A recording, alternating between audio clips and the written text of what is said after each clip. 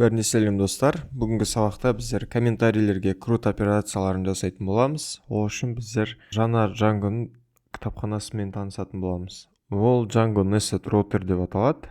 Мысалы Google'ға Django Nested Router деп ішіне кіретін болсаңыздар, оның GitHub'тағы кодын көрсек болады. Бұл open source. Оны қондыру үшін pip install drf nested router істейміз. Оны не үшін пайдаланамыз, соны алдымен түсініп алайық. Мысалы бізде қандай да бір домен бар, және оның ID бар. Және оның ішінде, мысалы бізде домен орнында пост деген болса, посттың ID болады, посттың ID және оның ішінде комментарийлер болады. Біздер осындай жол арқылы комментарийлерді алғымыз келсе, Django REST Framework Nested Routers деген кітапханасын пайдалансақ болады. Енді оны пайдалануға көшейік. pip install drf nested routers дейміз. Қондырдық. Мінекей версиясымен сақтап алайық. Ол үшін requirements деген файлға өтеміз. Мына жерге қоямыз. Версиясының орнына 2 тем болатысын қоямыз. Django drf nested router'ды requirements'ке қостық. Енді келесі мына кодты көріп тұрсақ, router, simple router және оның ішінде nested simple router деп біз импорт жасаймыз деп көрініп тұр. Бізге тура осы код келеді мысалымызға. Соны алып қояйық. Мысалы posts, URLs және мен мына жерге әзірге қойып, ол жерде не бар екенін көріп алайық. Так, uset деген бізде басқа жерде тұрады. Және router'ды енді біздер Django REST Framework Routers'тан емес, REST Framework Nested және Routers'тан шақыратын боламыз. Ал ең бастапқы router'ды біз default router'дан емес, simple router'дан шақырамыз. Міне оның ішінде мынандай нәрселер жатыр. Міне trailing /true деп тұр. Осыны жаңағыдай алып тастасақ болады. False деп. Біздерде посттардың роутері осылай қосылып тұра береді. Бұл жерде еш нәрсе өзгертпейміз. Келесі бізге қызықтыратын мына 2 жол. Осы 2 жол жоғарыға көшіріп алайық. Және URLs-ті қалған бәрін өшіріп тастай беріңіздер. Бұл бізге керек емес. Және тек бізге мына жерде керегі domains router'ның орнына comments router дейміз. Осыны мынаның орнына қоямыз. Яғни comments router ол nested router'дан алып тұр. Бұл бізде жаңа документациядағыдай. Мысалы, мынау бізде domains болса, біздерге комментарийге арналған роутер болса, мына жерге пост істейміз. Яғни ол посттың ішінде болады комментарий. Мына жерге lookup'қа пост дейміз. Яғни посттың ID-нан кейін болады бізде комментарийлер. Және регистрация жасаған кезде comments деген жол арқылы регистрация жасаймыз. Viewset, так, views нүкте comment viewset дейміз. Бұл viewset бізде әлі жоқ. Біз оны кейін жасайтын боламыз. Және мына жерге post және name servers'тің орнына comments деп қоямыз.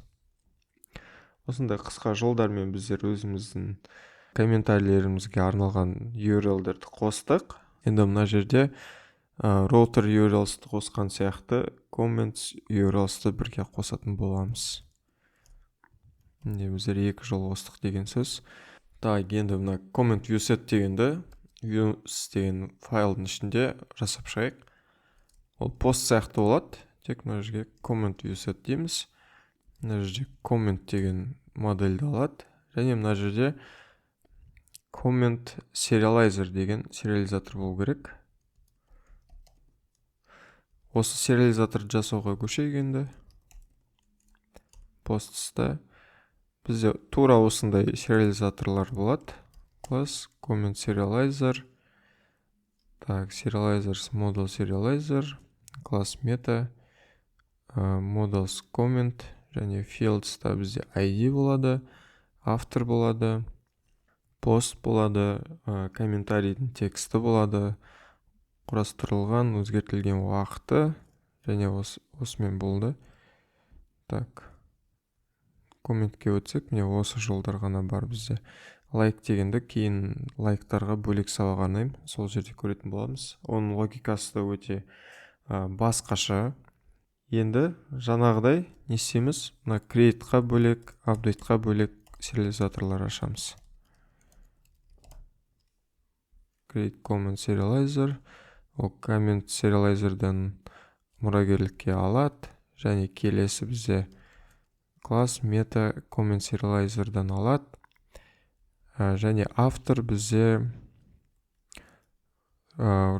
тек жазуға арналған required false деп қоямыз. Және сол сияқты посттарды осылай жазсақ болады. Яғни автордың орнына пост деймін. Посттарды біздер required false десек болады. Себебі біз оны ID-дан автоматты түрде алатын боламыз. Және келесі update-ке арналған, өзгертуге арналған сериализатор. Класс meta, comment serializer meta. Және бұл жерде read only fields дегенге автор және постты береміз. Бұлар өзгертілмеу керек. Так. Болған сияқты. Енді біз viewsetке барып осыларды жапшайық. Get serializer, мысалы create-та create, comment serializer пайдаланады, update-та update. Так, мен атын алдыңғы сабақта қате жазып қойыппын. Update post болады, және retrieve post болады. Сол сияқты мына жоғарыда өзгерту керекпіз. Update post serializator, retrieve post serializator. Бұл класстың аты өзгергенмен, енді бізде мына жерде дұрыстағасын, бізде қате шығармау керек. Енді біз өзіміздің қазіргі сабаққа көшетін болсақ, update comment serializer. Retrieve деген бізде болмайды. Себебі біздер комментарийлерді бір-бірлеп алмаймыз, ол бізге қажет емес. Сол үшін осылай болып есептеледі. Так, олай болатын болса, мына model viewset дейміз, біздер оны бөлек-бөлек жазсақ болады. Так, mixins. Mixin деген жоқ бізде, сол үшін импорт жасау керекпіз. Viewset'тің қасына mixins дейміз. Так, mixins дейміз. Және бізге create, update mixin керек. Және destroy. Яғни өшіруге арналған mixin. Және list, яғни тізімі алуға арналған mixin. Және generic viewset'тің классы керек. Осы класстарда мұрагерлікке аламыз. Және comments all, comment serializer, permission әзірге is owner, қазір бұны да өзгертеміз. Perform create деген жерде бұлай жасайық. Request автор қала берсін. Әзірше осылай. Және мына жерге comment serializer. Сериализаторларды жазып шықтық. Енді біздің келесі мәселе посттарды қайдан білеміз? Мына жерде серверімізді қосайық. Run server. Енді мен мына жерде қандай URL-дар бар екенін көргім келіп тұр. Сол үшін бұлай жасаймын. You in comment URLs. URL, так, pattern дейміз. Pattern дейміз. Сол кезде міне посттың ID, comments дегенмен мен комментарийлерді алам, немесе қосам, жаңадан құрастырам.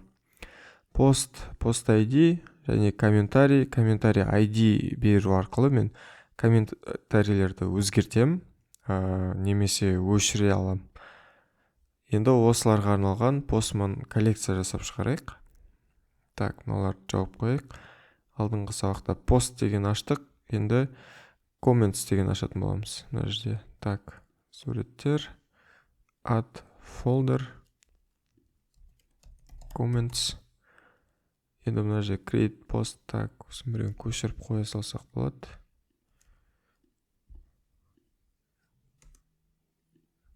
Так, create comment. Мына жерде посттан кейін мысалы үшінші пост деп рандомны ала салайын. Comments деген жол арқылы біз жаңа комментарий қосатын боламыз. Ол әрине JSON объект ретінде беріледі. Екінші методымыз біздің өзгертуге арналған метод.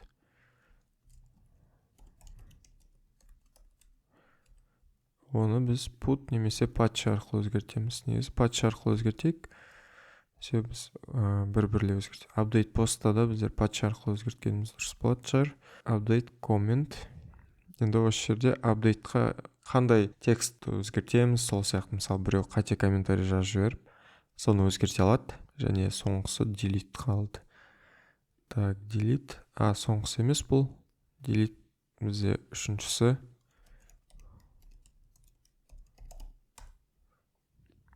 Мысалы, бірінші комментарийді өшірем. Мына жерде апдейтта бірінші комментарийді өзгертем.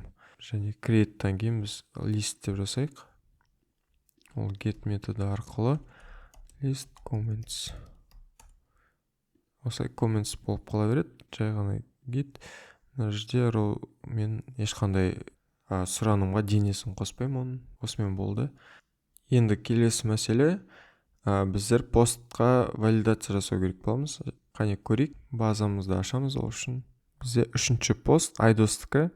Осы айдосқа мысалы алдыңғы сабақта ашқан адам болайық. Мысалы get access token Маркиз деген адам болып комментарий жазғымыз келеді. Үшінші пост айдостікі. Айдосқа жаңа комментарий жазамыз. Бұл шол. Мысалы текст сұрайды. Текстқа good post дейік мысалы. Жақсы пост деген комментарий. Міне бізде 500-ші қате шықты. Post comment post ID дұрыс емес дейді. Неге? Себебі біздер документацияны толық өткен жоқпыз. Мына жерде қарап тұрсаңыздар, get query set деген жерде domain pk деп алып, оны осылай әрбір жолда керек кезінде пайдаланып отыр. Бізде сол сияқты өзіміздің методтарымызды жазып шығу керекпіз енді. Соған көшейік. Бізде мына generic view set деген ішінде. Так, қазір тауып алайық. API view деген ішіне кіретін болсақ, initial деген метод бар. Мінекей таптық. Осы методтың ішінде барлық бастапқы операциялар орындалатын метод. Біз осының үстінен жазып тастасақ болады. Яғни осының ішінде біздер посттың бар жоғын тексереміз. Соны орындайық. Ол үшін def initial деп жазамыз. Бұл жерге мұндай docstring арқылы текст жазып кетейік. Overriding the initial method to check if post exists before any action is performed десек жарайды. Яғни біз initial метод арқылы әрбір actionдар бар. Бізде осы actionдар орындалмас бұрын осы initial метод орындалады. Сол себепті осының ішінде біз посттың бар жоғын анықтағымыз келіп тұр. Так, сол үшін суперді қалдыра берем. Супер деген ол generic view sеттің ішіндегі өзінің негізгі класы. Бұл жерде мысалы көріп тұрғандарыңыздай авторизация, тағы да басқа құқықтары тексеріліп жатыр. Бұл методты біздер өзгертпейміз. Біз тек оның үстінен өзімізге керек логикасын осы жерге жазып алсақ болады. Так, енді post ID-ді аламыз. Post ID бізде self KW-args деген ішінде болады. Осы жерден get post pk дейміз. Get post pk деген ол жаңа primary key posttың ID-ін аламыз. Және тексерейік осыны.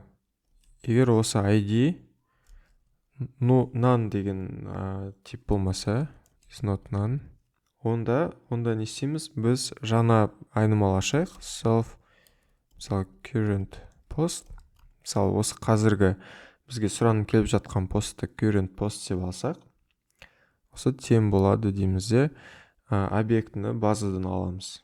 Ол үшін біздер былай жасайық. Django'ның ыңғайлы методы бар. Get or 404 деген. Соны шақырайық. Так, from Django shortcuts get object or 404. Ол деген не істейді? Яғни объект болса береді, болмаса 404-ші қатені қайтарады. Бізге керек нәрсе нағыз. Ол бірінші болып классты сұрайды, яғни models post, және екінші болып ID-ді сұрайды. Ол primary key-ға post ID дейміз. Так, егер post ID none болатын болса, біздер осы current post дегенді none деп қойсақ болады. Біз мынандай үлкен логика жазып шықтық. Енді осыны бір жолға жазсақ та болады негізі. Self Так, current post осылай. If post ID is not none, else none дейміз. Тым ұзын болып кетті, сол үшін былай жақшаға алайық та. Мына жерде enter басып жіберейік. Және мына жолдың бәрі керек емес бізге. Түсінікті. Бұл оқығанға да ыңғайлы болып тұр. Так, енді келесі current посттың ішінде бізде пост болады деген сөз. Біз сақтаған кезде постты автоматты түрде сақтау керекпіз. Сол үшін мына perform create деген қасына пост тем болады self current post дейміз.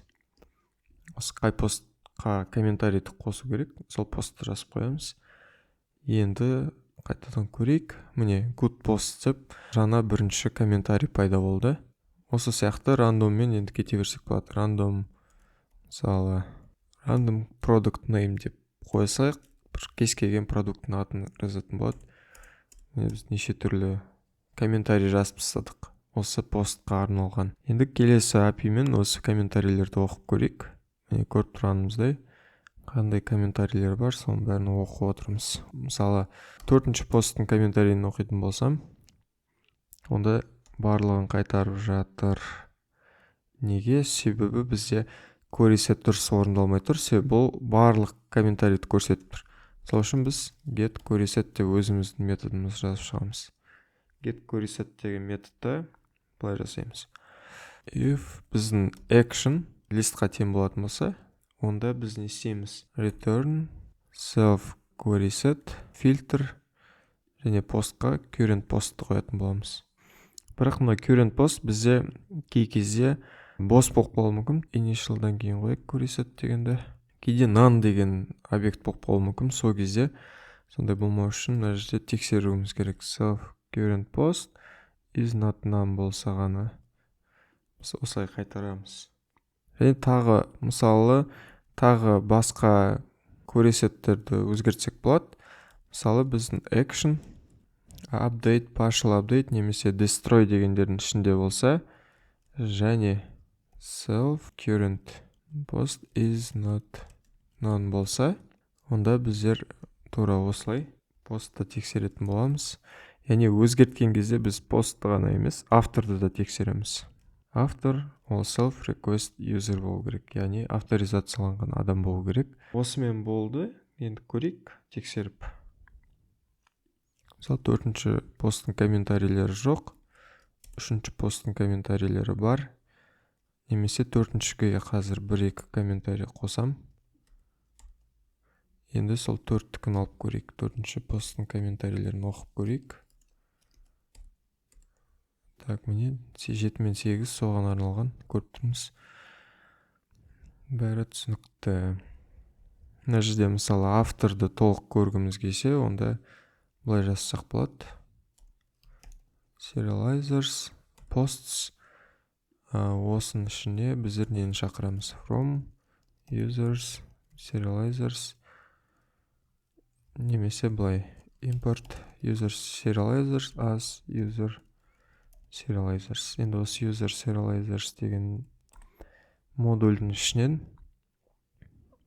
comment serializerға жасаймын. After user serializer read only true дейміз. Болды. Енді көрейік, қай автор жазған көрініп тұратын болады. Міне серверіміз барлығы жасап тұр. Енді біз өзгертуді тексеретін боламыз. 3-ші комментарий 1.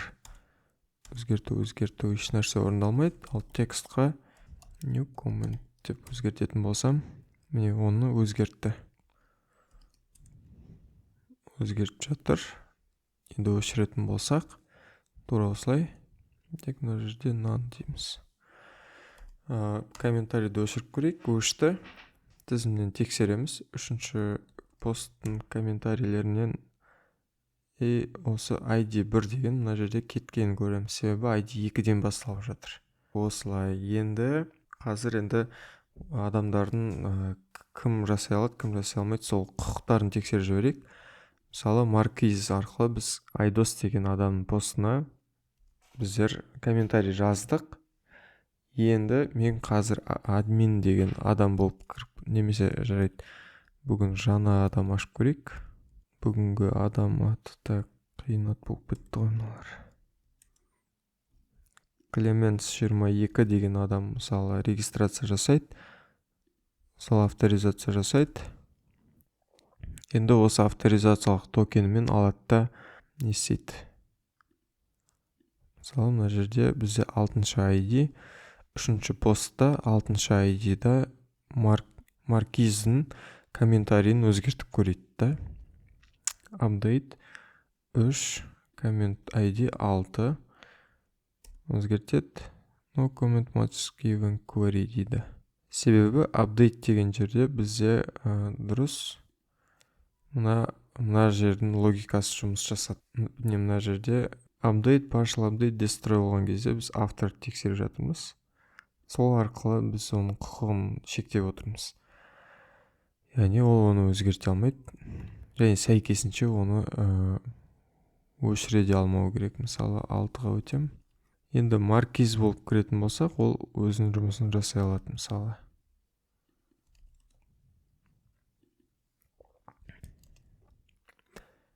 Так, апдейт жасап көрейік. Міне маркиз ол өзінің комментарийін өзгерте алады. Енді қызық нәрсе тексеріп көрейік. Мысалы мен айдос болып кірем. Менің комментарийіме біреу жаман комментарий жазып кетсе, мен оны өшіріп тастағым келеді. Сол логика бар ма жоқ па, соны жазып көреміз. Айдос болып авторизация жасадық. Енді апдейт деймізде осы комментарийді өзгертіп көрейік. Өзгерте алмаймыз, себебі неге? Менде құқық жоқ деп тұрды. Осы жерде енді сол кімнің посты болады, сол адам өзінің постындағы комментарийлерді өзгертуге біздер қазір permission жазып шығайық. Ол үшін is owner қай жерде тұр, соның қасына барамыз. Және осы жерге жаңа permission ашайық. Class is author or post author. Яғни бұл permission адам автор болса, немесе посттың комментарийдің авторы болса, comment автор or пост автор дейік. Яғни комментарийдің авторы немесе посттың авторы болса, сол адам ғана өзгерістер енгізе алады деп жасаймыз. Permission, жерде base permission аламыз. Base permission және ішінде has object permission'ды жасайтын боламыз. Has object permission, self request view object. Object бізде комментарий бұл жерде. Және if тексереміз. Мына жерде мұндай тексеріс қойсақ та болады. If request method. Permission ішінде save methods деген бар. Save method, яғни get head options деген методтар. Осы методтардың ішінде болса, яғни біздің HTTP методымыз мына жердегі get head options деген болатын болса, онда бірден true қайтарсақ болады. Бұл яғни best practice болып есептеледі. Келесі комментарий авторын тексерейік. Олша is comment автор деп жазамыз. Бұл комментарийдің авторын тексереміз. Мысалы, объекттің авторы тем болады. Request user болса, онда ол комментарийдің авторы болып есептеледі. Енді пост автор тексеру үшін, онда біз is post автор object'тің ішінде пост деген бар, себебі комментарийдің ішінде посты бар. Соның ішінде автор сұранымдағы юзермен бірдей болатын болса, ол посттың автор деген сөз. Енді біз нені қайтарамыз? Яғни комментарий автор болу керек. Яғни комментарий авторы болса, онда true қайтады автомат түрде, немесе жақшаның ішіне толық жазайық. Is post автор, яғни посттың авторы болу керек. Және оның сұраныс методы request method delete болу керек. Яғни бұл дегеніміз не? Біз адам посттың иесі комментарийді өзгерте алмайды, бірақ тек өшіре алатын кезде ғана оның құқығы бар деп есептейтін боламыз. Міне осындай логика түсінікті шығар. Енді осы permission'ды біздер viewset'ның ішінде қолданатын боламыз. Так, ол үшін мына жерде импорт жасаймыз. Is comment author or post author. Осыны алып comment view сеттің ішіне қоямыз. Қойдық. Так, біз қазір мына жерде мен тағы бір жасап жіберейін. айдос болып авторизация жасаймыз да, апдейт жасап көреміз мына 6-шы комментарийге. Жасай алмаймыз. Так, енді delete жасап көрейік. Жоқ дейді, себебі мен мына жерде destroyed қосып қойдым. Destroyed алып тастасақ болады. Яғни енді бізде бұл жер өзімен тексеріледі permissionмен. Міне өшіре алам. Көріп тұрғандарыңыздай өшірдім. Так, немесе міне 5-ші ID-дағы постты өзгертіп көрем. Өзгерте алмайым, бірақ оны өшіре алам. Сол сияқты біз енді қауіпсіз комментарийлермен де жұмыс жасап үйрендік. Енді бүгінгі сабақта қысқаша қорытындылап жіберейік. Біздер Django REST Framework Nested Routers деген кітапхананы пайдаландық. Бұл кітапхана арқылы біздер өте қолайлы жұмыс жасадық. Посттардың ішінен ID-ді бөлек-бөлек бермей, өте түсінікті түрде API-лер жасап шықтық. Яғни бұл комментарийлерге арналған API-лерді. Біздің кітапхана permission'да біздер комментарийдің авторы мен пост авторына құқықтарын реттестірдік. Яғни комментарий авторы комментарий жаза алады, өзі өзгерте алады, өшіре алады. Және келесі посттың авторы біреудің өзінің постындағы жазылған комментарийлерді өзгерте алмайды, бірақ өшіре алады. Осындай логика жаздық. Сериализаторлардың логикасы түсінікті бізде. Постқа өте ұқсас. Мына жерде алдыңғы сабақта қате жазып қойған жерлерді түзеттік, және мына жерде comment serializer деп create және update'қа 2 сериализатор жазып шықтық. URL'сының ішінде комментарийға бөлек роутер қостық. Біздер енді Django REST Framework'ның default router'ын емес, REST Framework Nested-тегі Simple Router деген пайдаланып жатыр. Және осы арқылы міне Nested Simple Router'ның ішіне router'ды бересіздер. Сол кезде мына Nested Simple Router арқылы комментарийлердің. Так, мына бізде comments емес, posts router болу керек негізі.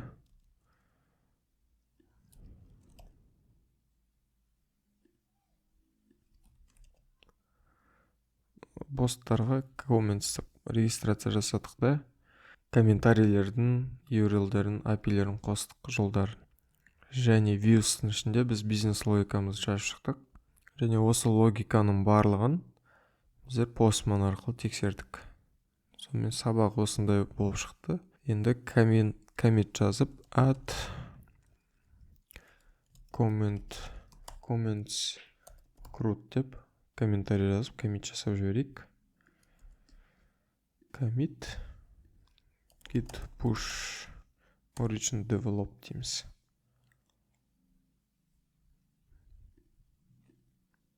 Жерді жаңартам.